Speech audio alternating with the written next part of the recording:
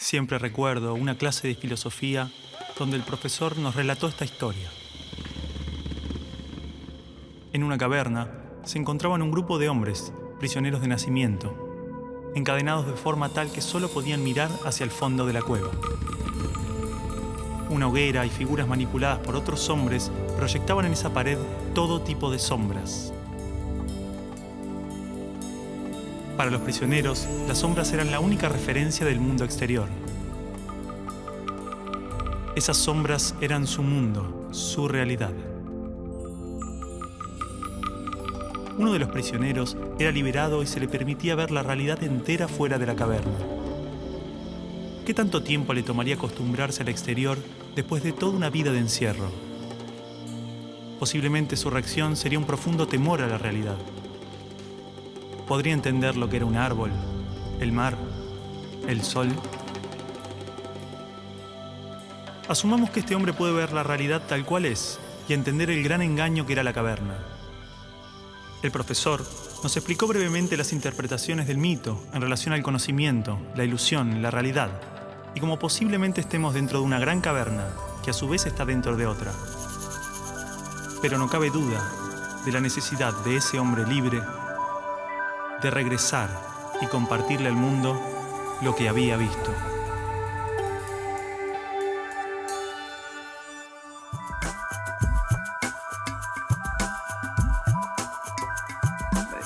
Esto casi no se sabe, ¿ah? Pero la educación pública, gratuita y obligatoria fue inventada en algún momento de la historia. Antes no existía. La educación en la antigüedad distaba mucho de lo que hoy entendemos por educación. En Atenas clásica, por ejemplo, no había escuelas. Las primeras academias de Platón eran espacios de reflexión, conversación y experimentación libre. La instrucción obligatoria era cosa de esclavos. Por otro lado, la educación en Esparta era más parecida a una instrucción militar. El Estado se deshacía de quienes no alcanzaban los niveles esperados. Había clases obligatorias, fuertes castigos y modelamiento de la conducta a través del dolor y el sufrimiento. Antiguamente la educación estaba en manos de la Iglesia Católica, por lo menos en el mundo cristiano occidental.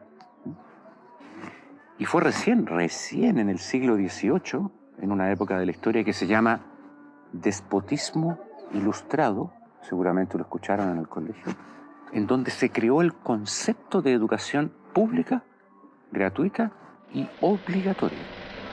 La escuela como la conocemos nace a fines del siglo XVIII y principios del siglo XIX en Prusia. Con el fin de evitar las revoluciones que sucedían en Francia, los monarcas incluyeron algunos principios de la Ilustración para satisfacer al pueblo, pero manteniendo el régimen absolutista. La escuela prusiana se basaba en una fuerte división de clases y castas. Su estructura, heredera del modelo espartano, fomentaba la disciplina, la obediencia y el régimen autoritario. ¿Qué buscaban estos déspotas ilustrados? Un pueblo dócil, obediente, y que se pudiera preparar para las guerras que hubieron en esa época entre todas las naciones que estaban naciendo.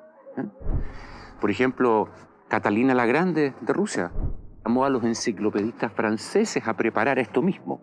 Diderot, uno de los más famosos, estuvo allí para armar este paquete, ¿sí?, formador, no de ciudadanos, sino que de obedientes súbditos de estos estados.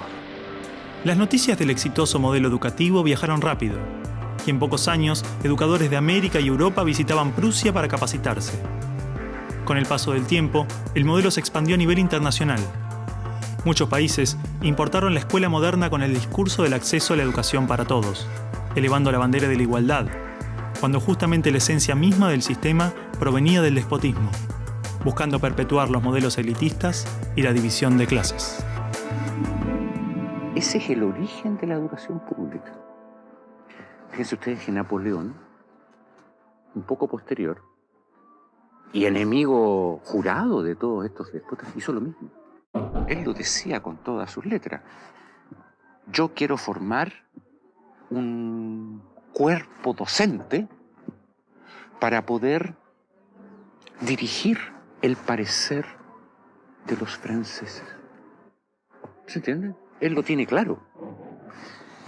Y eso opera, se sepa o no se sepa, hasta el día de hoy. La escuela nace en un mundo positivista regido por una economía industrial.